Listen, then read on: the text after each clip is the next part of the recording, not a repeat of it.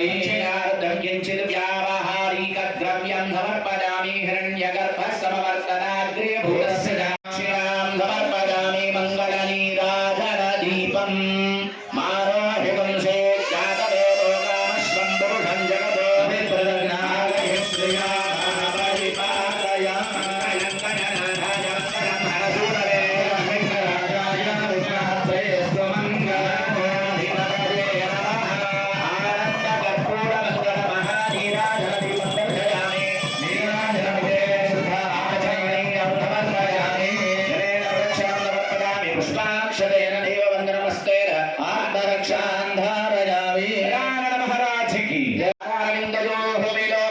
पुष्पांजलि समर्पयामि आत्मप्रदक्षिणीकृत नमस्कारान् समर्पयामि कांत कांत कांत कांत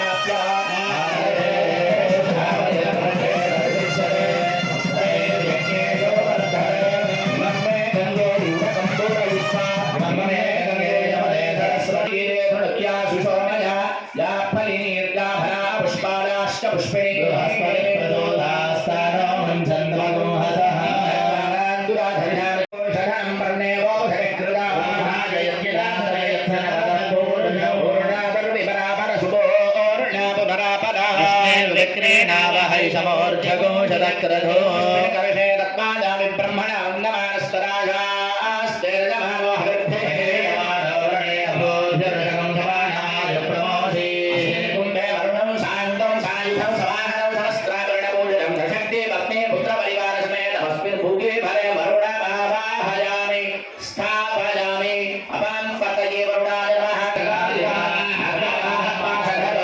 पश्चिमेश्वरः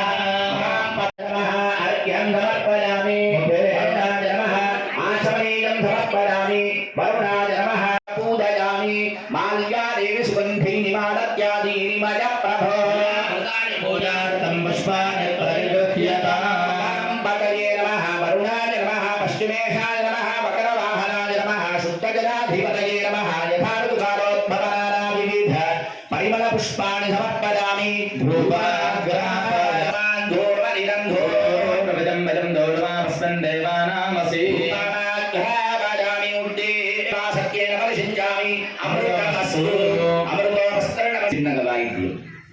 मध्य मध्य अमृतपानीयं समर्पयामि पूर्वाघोषं समर्पयामि उत्तराघोषं समर्पयामि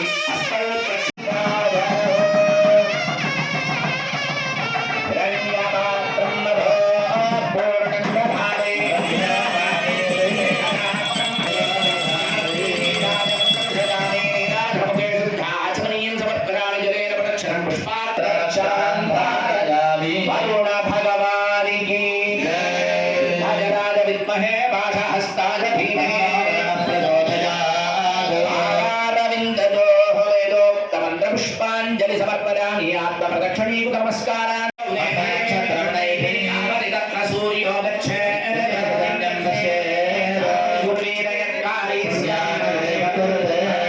स्वस्ति भवन्तो प्रबन्धो विश्ववेधाक्षियो अरिष्टवे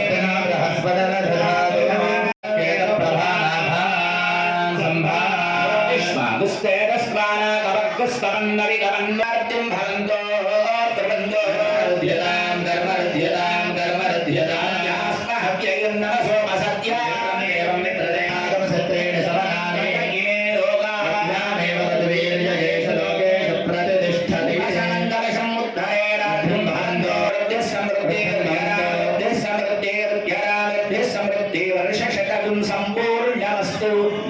చేతులు జోడించి అందరూ కూడా మీ గోత్ర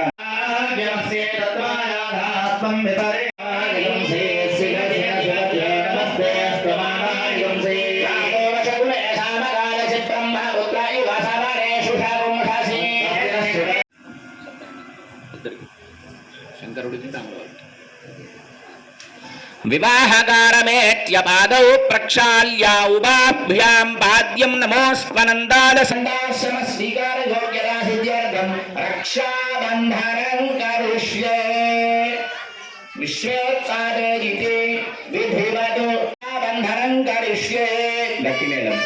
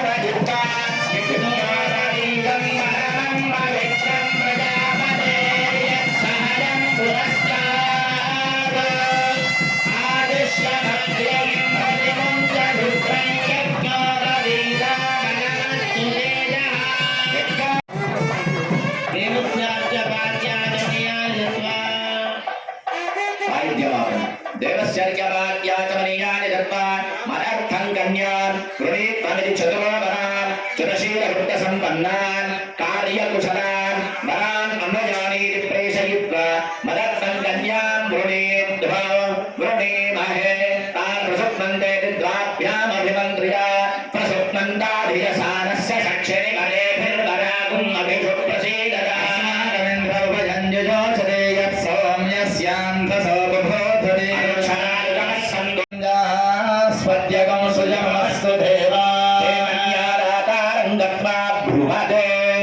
ఎక్కడైనా లోకంలో పరమాత్ముని యొక్క మనందరం కూర్చొని ఉన్నాం. మన ఇళ్లలో ఎట్లాగైతే వివాహం జరిగినప్పుడు ఇంట్లో పెళ్లి జరిగితే ఎటువంటి విఘ్నాలు లేకుండా ఉండడం కోసం విఘ్నాలు కలిగించేది వినాయకుడే, విఘ్నాలు తొలగించేది వినాయకుడే. వినాయకుడిని పూజిస్తే చాలు విఘ్నాలు ఎన్నో కలుగుతాయి. అవి ఎటువంటి విఘ్నాలు అంటే కళ్యాణంకు రావాలని పొద్దున అనుకున్నారు కొంతమంది, కానీ ఇప్పుడు రాలేకపోయినారు, అదొక విఘ్నం. పొద్దుటి నుంచి ఎవరు అనుకోలేదు కళ్యాణానికి వెళ్ళాలి అని, అనుకోకుండా వచ్చినారు, అది విఘ్నం తొలగడం. అటువంటి విఘ్నాలన్నీ తొలగించేటువంటి వినాయకుడి పూజతో ప్రారంభమైన కళ్యాణ మహోత్సవం పందిట్లో రావాలి అంటే శంకరుని యొక్క అద్భుతమైనటువంటి లీలలు ప్రపంచంలో ఎన్నో ఉన్నాయి. శుద్ధ బ్రహ్మ స్వరూపమైన పరమాత్మ మనం ఏ పేరుతో పిలిస్తే ఆ పేరుతో పలికేటువంటి దైవం ఒక రాముడిగా, ఒక శంకరుడిగా ఇక్కడ కళ్యాణ మహోత్సవంలో వేయించేసినారు. ఏం చేస్తే రాముడేమో విశ్వామిత్రుడి ద్వారా వెళ్ళి ఒక యజ్ఞాన్ని సంపూర్తి చేసుకొని గురువు యొక్క ఆజ్ఞ మేరకు, గురువు ఆజ్ఞ మీరకూడదు కనుక ఏదైతే జనక మహారాజు గారి యొక్క ధనుస్సు ఉందో ఆ ధనుస్సును చూడడానికి వెళ్ళి అక్కడ ఉండేటువంటిది శివ ధనుస్సు. ఇక్కడ రామచంద్రమూర్తి కూర్చొని శివుని యొక్క ఆజ్ఞ తీసుకొని కళ్యాణం చేసుకుంటున్నట్టు భావించి ఒక పక్కన రాముడు ఉంటే, రాముడికి నారాయణమూర్తికి గురువైన వాడు పరమశివుడు. ఏ పురాణంలో మనం చూసినా పరస్పర గురువులు ఎవరయ్యా అంటే విష్ణుమూర్తికేమో శివుడు, శివుడికేమో నారాయణమూర్తి. అటువంటి గురువులు ఇద్దరు ఒకే వేదిక పైన కళ్యాణ మహోత్సవం జరుపుకుంటున్నారు. ఇప్పుడు మనం ఒక 10 సంవత్సరాల కిందికి వెళితే, మా అమ్మాయి ఉంది అని చెప్పి 10 మందికి చెప్పితే పెళ్లి జరగడం కష్టమైపోయేది. మారిపోయింది 10 సంవత్సరాల తర్వాత. మా అబ్బాయి ఉన్నాడు, మేమే పెళ్లి చేసుకుంటాం, ఖర్చులన్నీ మావే, మంగళసూత్రాలు కూడా మేమే ఇస్తాం, ఎదురుకోళ్ళు కూడా మేమే చేసుకుంటాం, కళ్యాణ మండపం ఖర్చు మారే అన్నా కూడా ఇవ్వనటువంటి ఒక సందర్భం ప్రస్తుతం. అట్లా పరమాత్ముడు కూడా తాను బ్రహ్మచర్య దీక్ష తీసుకొని బయలుదేరి మదర్థం కన్యాం, నాకు ఏదైతే కన్య ఉందో ఆ కన్యను నాకు తగినటువంటిగా కన్యను వెతుక్కొని రమ్మని చెప్పేసి ఒక నలుగురిని పంపినాడు. అది శాస్త్రం మనకు చెప్తే శివ కళ్యాణాన్ని ఆలోచన చేస్తే పరమశివుడికి భార్య ఎప్పుడు ఎవరు ఉంటుంది అంటే సర్వమంగళాదేవి అయినటువంటి జగన్మాత.